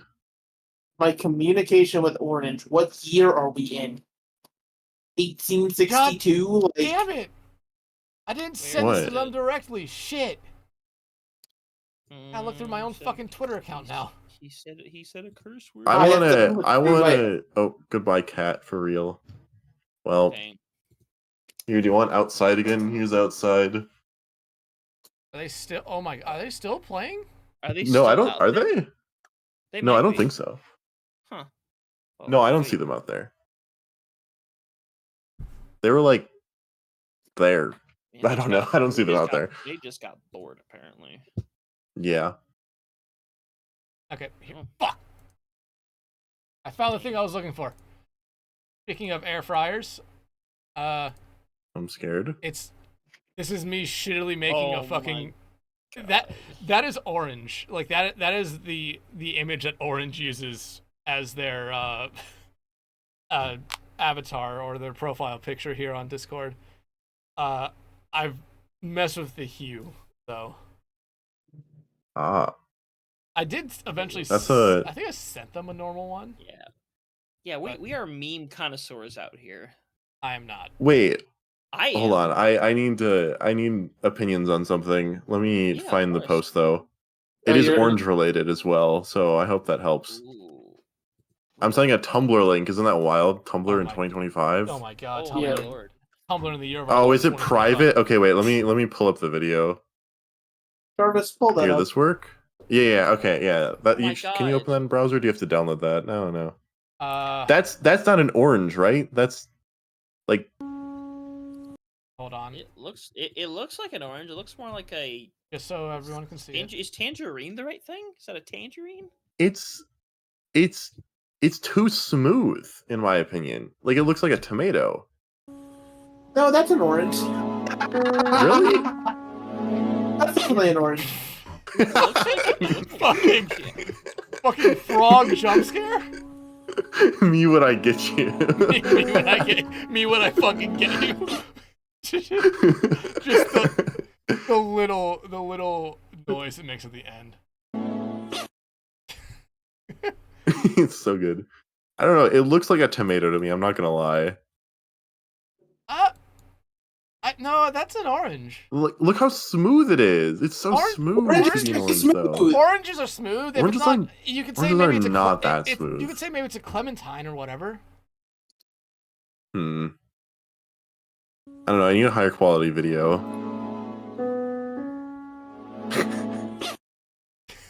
It's such a good noise. The fucking noise. Oh god. Now I'm just looking at memes. I love this so much. Oh god. We're fucking spiraling. Dex, just play. Let's just play this one last meme, and then we'll go back on topic and round this thing out. Please, Dex, What may is I on have topic? another meme? It's May I such a have good another meme? I will fucking god damn it. What is this? Do Go back am to the I? beginning. I'm Go back not. to the I'm beginning. 1 second. Okay, here we go. How dare you? What? Oh, okay. Wow. Alright, I've decided Hunter isn't The allowed to fucking send memes crazy. anymore. Oh god. Hunter no longer allowed to send memes. It's such a Meme good privilege revoked. Actual I found, it, 1984. I found it on the spot, and I'm like, yeah, this is it. This is the moneymaker. Okay, anyhow. Hunter, how about this? You have any questions for our guest? Yeah, I always have a really good question. It's a question that sometimes it has great answers, sometimes it just doesn't. Doesn't matter. I'm gonna ask it anyway. Okay. The name. Your name. Your game. God, there's so many things you can call it. But basically, the name you use for everything. Sometimes there's a really cool backstory behind it. Sometimes it's something super simple.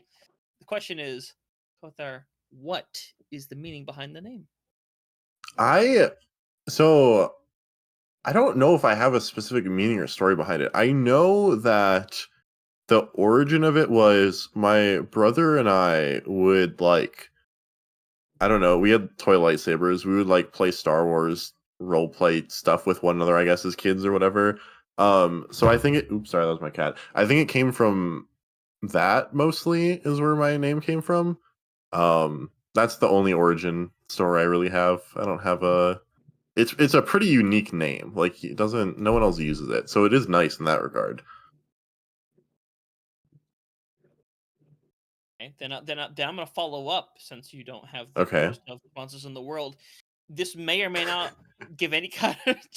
I don't- Hunter really just said, moving on. Moving on.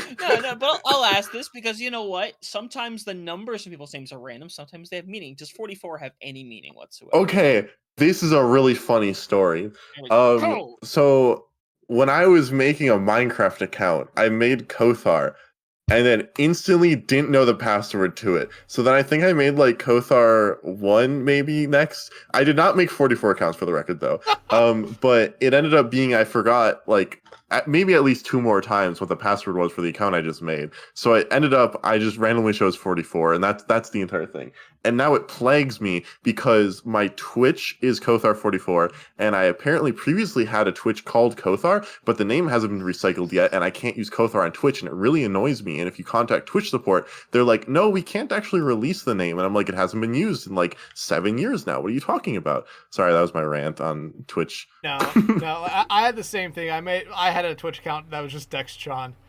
I forgot the password, made Dexatron _, and just someone has Dexatron now. It's not me. Yeah, mine isn't even just regular Coathar is not taken on Twitch. Just is like, no, that username is that channel doesn't exist, and it's still not freed though in the pool or something. Hasn't been released from jail. Yeah, and it actually has been like maybe it's been like 10 years. I don't know. It's been a while, but there you go. Was that a more interesting response to the username question? Yeah, I like that. I like that follow-up question. We'd love to see it. Mega, do you want your question to be next, or you want it to be last? I want to be last. All right, Coathar, do you have any questions for us? We've been asking you a lot. If you want to ask one to us. Do you guys know about bread cubes? Like this thing from Plate Up, you know, bread cubes? Oh god, not Plate Up. So wait, okay, no, this is actually crazy. Did you know that they exist in real life? Yes. No. A cube of bread? Wait, Yeah, you can what do you make mean, that. yes? No yeah, but like shit, they you can- sell them. Oh my god, no, there's like a specific name for it though.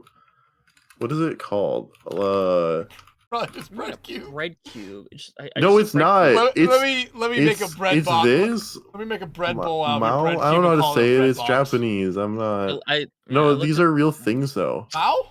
Like, look at this. Yeah, Mao. Look at this. It's an actual thing. Is that crazy? What the? Oh god, it's Look so at that fucking cubed bread. What is that? bread. It's a bread cube. Bread It's cinnamon raisin bread. So What yeah, is it's this? literally just It's raisin perfectly bread. square. It's just It's not shaped like a- raisin. It's oh my gosh. It just shaped like a cube. What do you mean it's not raisin? Those It's are clearly burnt. raisins. It's burnt. There's not. It's chocolate. It's chocolate chips. Who makes chocolate chip bread? Chip bread? Make raisin bread. Make banana bread. What psychopath wants chocolate chips? Put it in a fucking Well, it's like- cake. It's a Wow, a pastry. I don't know what to I tell didn't you. ex- I didn't expect know that was gonna be Hunter that heated. I'm sorry. No, Hunter's sorry for that one. Hunter Hunter's fucking for that took a goddamn side on that. Jeez, I did not expect that. It is actually really weird though, because this place that I got the bread cubes at, they have like actual like meals or whatever. So you can order like with eggs and pastrami, I think it was, but then they give it to you on like a quarter of a bread cube. So it's like really quite thick and not like toast. And then it's just awkward to eat because you just have like a really thick slice of toast effectively. But yeah, bread cubes are real. I love bread cubes. That's all. Let me ask you this: as someone who sounds like you've had a bread cube, when you get a bread Yeah. cube, do you slice it or do you just fucking take bites out of it like an apple? Oh no. I just took bites out of the top. Like I just ate it from the top Bites down. out of the top? Okay. Nah, no, honestly, that's how you do it. You do it the holy shit, nigga. That's me. That's me. That's me right now. You just do you go the bleach or a hime route. This is literally Coatar right here. What On a in random the fresh Yeah. apple is this? Yeah, basically. That's from bleach. That's like early Yeah, basically bleach. that. It's just- By the way, I feel it's very important to the viewers at home since we can't show it on screen. I'm not. The thing I said is literally me is Wumpus hanging himself. Great. Wumpus the Discord mascot. I'm still I'm surprised gonna add that to Discord, favorites. Discord themselves made that, and I don't know why. No, the gifts are all through what's that gift site called? Giphy or whatever? Gift- yeah. As long as you find it on there, it technically what's it called? You literally says search tenor when you go through the gifts. If it's a gift on tenor, you can find it. Why do you think I have so many amazing gifts? Like this one. Oh goodness. Oh my god, Miku. Miku with the Oh. pipe bomb move. I love Hatsune Miku. We love Hatsune Miku on this podcast. Mega, is it time? Yeah, it's time. So listen, as we just heard, you went on a mini rant, and then Hunter went on a rant. But I like to spill anger and vitriol here, Coathar. That's kind of my whole gimmick, right? So, thank you, Dex. We got the image pulled up and everything. So listen, right? I want you to genuinely think. It could be a real beef. It could be petty. It could be whatever you want. I want you to think back to all the prods you've ever done, all the observing jobs. What is something that has really grinded your gears? Wait, does it have to be like production specific or in general in my life? Anything esports related. Anything esports related. Esports related. Anything esports related, then yeah, get into your life.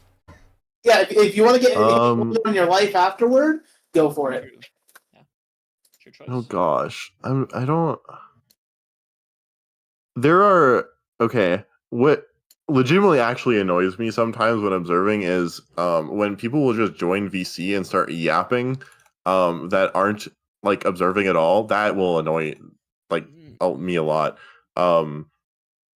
Because they'll just join and start talking about off-topic things. I'm like, I'm trying to observe with my friends, and now you're here talking about you, and you're not observing. So, I think that's the main thing. I don't know if I have any esports ones. So a really funny thing. I'm really good at complaining about the stupidest things ever.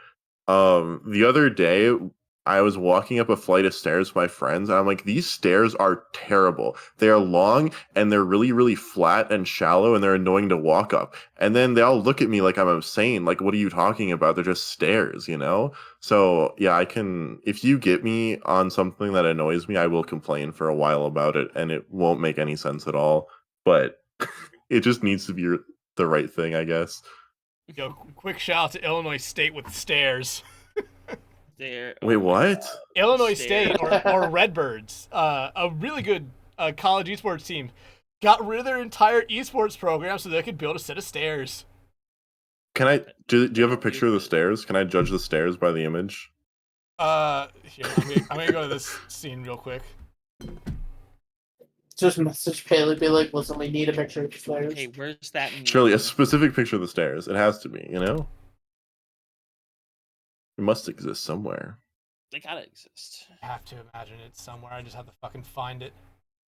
They got rid of one of the most successful collegiate teams. To Hey. build stairs. Zay, get down from there. Build stairs.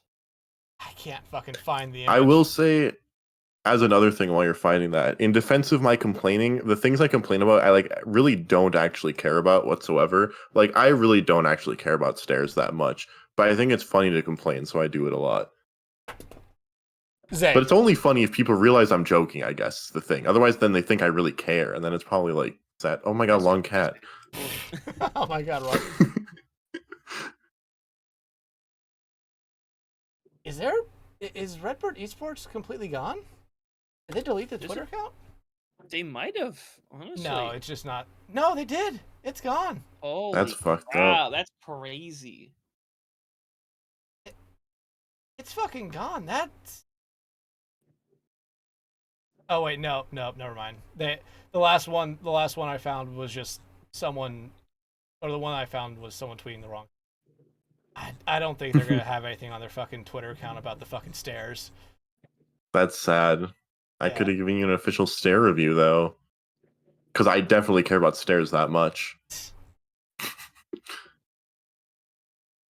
I'm not gonna be able. Well, it's stairs, you know. I'm sorry to disappoint you about not having stairs. Imagine that.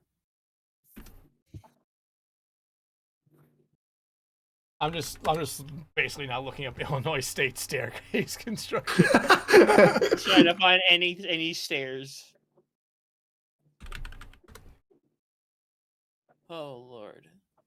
Wait, is it this tweet that says a $1.8 million renovations underway to replace the exterior stairway on the southwest corner of whatever plaza? Here it is. This is the staircase. Hey, You know, That's it, man. That's you know That's what? a lot of money for stairs. Yeah. No, here's the thing. They're just renovating it. The stairs are there. They're already there. Oh, They're just so wait, is there Fuck. an issue with the old? Was there an issue with the old stairs? No. God damn. So then why? Here's it's on Twitter too. If that's easier than Facebook. Yeah, I'm just gonna. Nearly $2 to repair freaking stairs. I think that was a waste of money. Those stairs are perfectly functional. That's Yeah. my review of the stairs, and it looks like afterwards they're also perfectly functioning. Whatever Okay. the fuck I just said. Wait. Hang on. The stairs go up to this building, clearly, right? That's their intended purpose. Am I crazy, or is there clearly not a way into the building by not even taking the stairs if you just go to the left?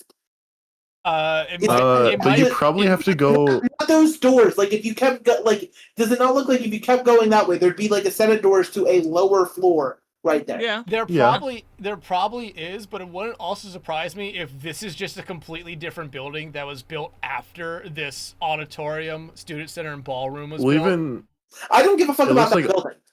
I don't give a fuck about under that the building. ledge, under the That's what I'm saying. Underneath that ledge, it's Right here. either a parking garage of some kind, or if you were to keep going, or there's simply another entrance there. So not only was the renovation useless, the original stairs served no purpose because there's another way into the building. I want to say I've seen a couple comments also stating that allegedly no one uses the stairs. So Yeah, I think it was right a large here. waste of money. Right That's my here, the opinion. fucking See? spending Yeah. 1.8 million to take unused stairs and put up different stairs that still won't be used. Because you can go into a different. There's another entrance. Nah, that's money laundering. That's money laundering. Okay, I think this yeah. staircase is getting a bad review. Then I'm updating my review. This staircase is bad. There you go. Like, here's the construction on the new stairs. Jesus. And we're losing one of the best college esport programs in America for that reason. Maybe Shout when out they're to- renovated, people will use them. They probably won't. Basically, I think the school said the esports team can come back, but it'll be coming back as a club, so they won't have the dedicated space. That's Look, unfortunate. All I have to say is to round out this point: stairs, 1.8 million; grappling hook, $50. Rope. That's true. Rope, $10. Rope? Yeah, just make everyone climb a rope. You could have just made them climb a rope if no one's Fuck, using you it want anyway. you want to do something fun? Make the exterior wall into a rock climbing wall. Yeah, is the liability there? True. Yes, but it's at least fun. Yeah, there you go. It's easy. All You know. right, let me get back to this. But instead, because All right, is there anything else that's grinding anyone's gears this week? Like I said, I can complain. I have another complaint. I just thought I was at Disneyland 2 weeks ago. People cannot walk. Oh my gosh, I hate people walking. You're like, sure, I have a 10-person group. Let's walk the entire width of the pathway. I think that's a good idea. Or people will just like stop and start looking at their phones when they're in the middle of the path. They'll just come to a dead stop in front of you. I'm like, you can't do that. Stop doing that. Coathar, there's a non-zero chance that you walked past my mother, my brother, and my sister-in-law's entire side of their family with their young daughter. That's funny. 2 weeks ago, they were in Disney. There's a non-zero chance that you unknowingly saw my mother. That was really funny. Another actually specific example. There was like another group walking towards my group, and for some reason they started the other groups are like drifting in front of us, like just blatantly walking in front of us. Like I'm like, what is happening? Why are we doing this? I think people should figure out how to walk. No one That's ever will. true. No one ever will. But Hunter, Mega, you guys have any more gears that need to be grinded? Not something that can be said on podcast. I'll say it after. Yeah, I'll say something. I'll say something on podcast. All right. Yeah, I'll say something. This is not related to esports, by the way, but I'm going to say this because this is the reason why I don't go to the store. If you go out of your way to drive to a grocery store 10, 15, 20 minutes to go and get groceries, go there knowing what you want. It's a No, you're store. It real is for not a this. maze. No, You're fuck real you. for this. Fuck you and eat shit. Absolutely not. Fuck you. I go to a store. I enjoy every moment. I get to walk Then the go to a mall. Go Fuck to the you. mall. Don't go to Absolutely Walmart. not. I'm going grocery shopping, and I know I need some things, but maybe there's a sale that week. Oh, look at this. They got like 2 for 1 on some sale. snack cakes. That's pretty cool. And I like the whole time there's some music from 2 decades ago playing over the little radio. The car, it's wobbling a little bit. It's an aesthetic. It's a vibe. I could do it all day. I could sit in the store all day. Listen, if you were having pre-COVID vibes and you went at like 2 a.m, that is viable. That is perfect. That is amazing. But No. if I'm giving off my ball-busting 10.5-hour shift to some motherfucker who's not moving in the chip aisle, I'm gonna lose my shit. No. You know what else? I go to the fucking lane that has a physical cashier, and I ask them how their day is. You're a That's monster. You monster. Oh no, foot. No, that censor I that. do not accept being old at all, but that is the one place I act like an old person and I fucking revel in it. I joyously sit there and take my fucking time wandering through the store. I love that I always go to shit. self-checkout.